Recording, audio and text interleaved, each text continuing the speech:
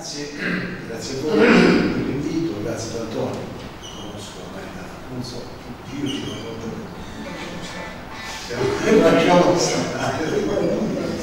comunque siamo molto amici da molto tempo.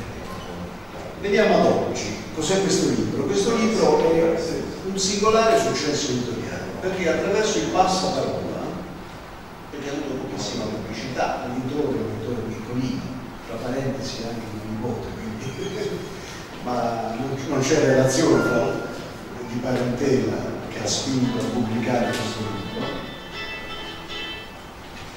E questo libro ha diffuso in distribuzione in circa 5.000 esemplari, ha già diffuso a metà, 2.500 copie. Di che si tratta? Antonio ci ha chiesto di stare 10 minuti, io starò in 10 minuti. Di che si tratta? Questo libro nasce perché durante la campagna elettorale questo ragazzo, che voi vedete accanto a Antonio, che è una delle persone migliori della giovane generazione del Partito Democratico, che io conosco molto tempo, ed è anche uno accanito. Nel libro ci ha messo, io scrivo un po' la pazienza certosina del cronista e anche la passione del fraticello. È andato a incontrare tutte le pecore che stavano uscendo dall'ovile e quindi ha incontrato 10-15 compagni che gli hanno comunicato, e tutte queste conversazioni sono nel libro, gli hanno comunicato l'intenzione di lasciare il voto a sinistra per votare per Pecore.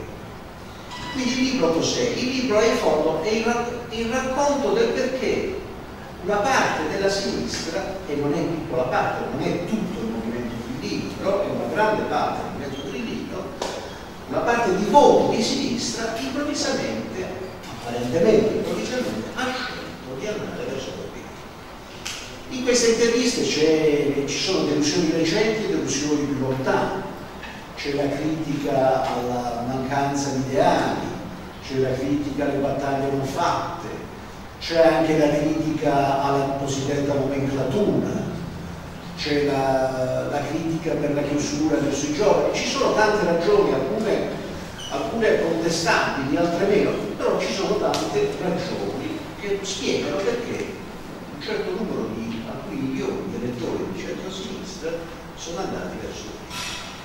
La caratteristica principale del libro è che in fondo è l'unica analisi politica che si è fatta con il voto, perché il PD, il partito per il quale io voto, non ha ancora fatto l'analisi del voto, come si faceva una volta, no. Voi siete qua, ricordate quando il voto per più anziani si perse a Castellammare di Stabia, città importante, successe nel Partito Comunista un cataclisma politico-culturale, perché si sentiva la necessità di capire cosa diavolo fosse successo. Invece noi siamo a 3 mesi da un risultato paradossale che ha regalato a Grillo il 25%, che ha impedito che il PD governasse il paese, che lo ha costretto nei fatti a governare con Berlusconi, che ha portato a quell'inghippo sul quinquennale per cui siamo usciti attraverso, diciamo, la ripetizione del mandato napolitano. Nessuno ancora discute questa parola. Soprattutto discute cos'è questo grillismo. Ora io sento, diciamo, atteggiamenti che sono su Grillo e il grillismo un po', mi mettono un po' in sospetto, perché all'inizio appena vinto tutti ci siamo accorti, poi a un certo punto, quando ci siamo imbattuti anche nelle miserie umane del grillismo, no? La disputa sui rendiconti, la disputa importantissima sulla democrazia interna, tutti si sono convinti che Grillo fosse in declino, fosse una bolla elettorale gonfiata, diciamo, con aria calda, ma si stesse sgonfiando. Il sondaggio di ieri della 7 dice che Grillo è tornato al 20%.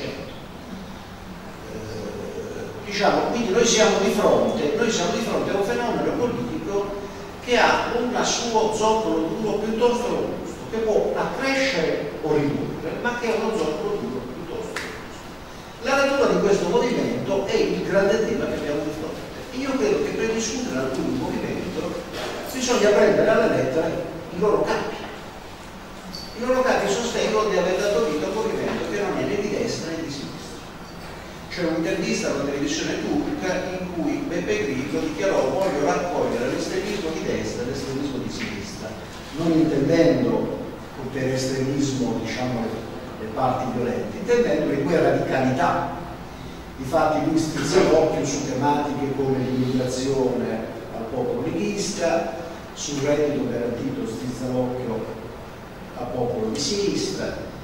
Questo movimento segue un po' lo schema dei grandi movimenti di contestazione che si sono affacciati in tutto il mondo, dalla primavera araba a Occupy New York, all'indignato su Spagnoli, secondo lo schema, diciamo, della convocazione attraverso la rete del mix di indignazione profonda verso chi governa, verso tutte le forze politiche, e l'indicazione di un miraggio, di una grande speranza di rinnovamento che passa attraverso la democrazia. Non è solo rete, questo è anche l'errore, non solo perché la rete in Italia ha uno sviluppo importante, ma taglia fuori un 40% di italiani collocati quasi tutti nella mia fascia di età, ma perché, secondo lo schema di questi movimenti, Grillo è riuscito ad unire la rete di piazza. La convocazione di rete è stata sempre accompagnata dalla convocazione nelle piazze italiane. Il giorno in cui Luigi Bersani convocava il Partito Democratico nello stupendo teatro dell'Ambra di Tinelli, che è il teatro simbolo dell'avanspettacolo italiano, stiamo parlando di una cosa seria, Grillo convocava il suo popolo a Piazza San Giovanni. Qui una differenza di misura straordinaria.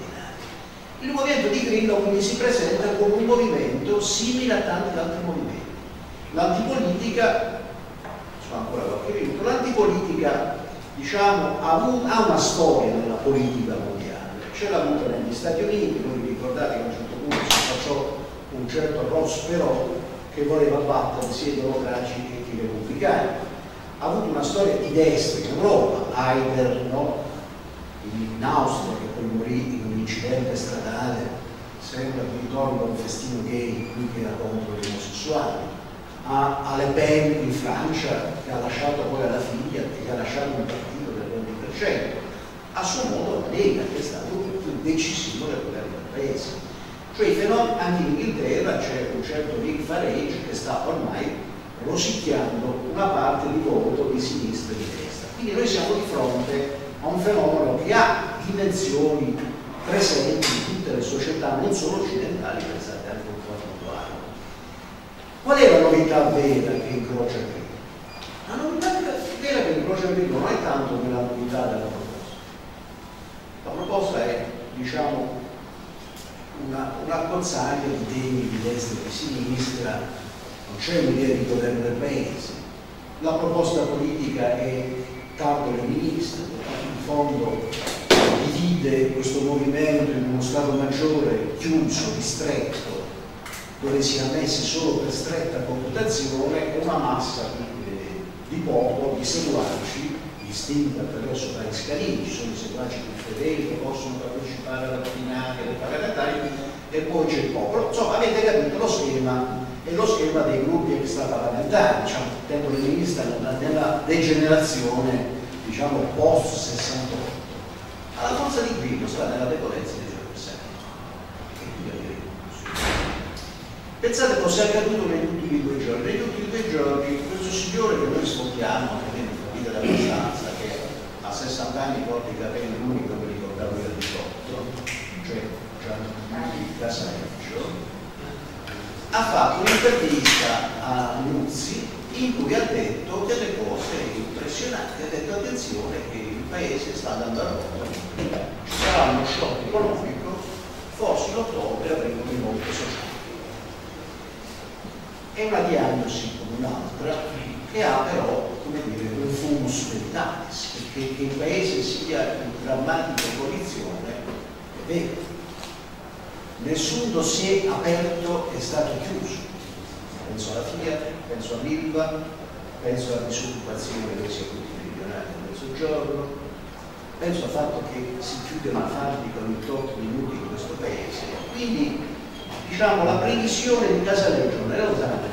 Nel momento in cui Casaleggio lancia questo segnale come Movimento 5 Stelle, la politica sta discutendo di una debacle dello Stato, del governo, che è messo Casacco, e il Partito Democratico si sta arrovellando attorno al fatto se sia giusto no, fare un congresso con quali regole, se bisogna mettere qualcuno contro Renzi, eccetera, eccetera. Il dislivello, diciamo, fra la percezione della crisi, le urla sulla crisi che lanciano i PD e invece il messaggio che lancia la sinistra è terribile. Per cui quel Grillo che 3 settimane fa era sceso al 13-14%, oggi è tornato intorno al 20%. Il successo di Grillo nasce dall'incapacità di dare una risposta. Questo è il tema. Il tema è che la sinistra può recuperare i voti di Grillo se gli dà una prospettiva al suo mondo. Finiscono 2 esempi. Il suo mondo sono 2 cose diverse che vanno tutte assieme, perché la sinistra va sempre tutte assieme. La massa di quelli che non hanno speranza di niente, che devono riavere speranza, e questo immenso ceto medio che ormai è sgominato. È sgominato perché quando noi sentiamo parlare di IMU, di tassazione sulle pensioni di 3.000 euro che sono alte, stiamo parlando di ceto medio. Cioè Renzi vuole tassare le pensioni di 3.000 euro. Pagnoccelli ha stimato che una famiglia a Milano campa dignitosamente con 3.000 euro. Cioè noi non ci stiamo occupando di chi è precipitato o perché già c'era o perché ci è precipitato nella povertà e di chi ha il terrore di precipitare nella povertà. Questa fu una crisi che negli anni 30 portò a disastri. Grazie.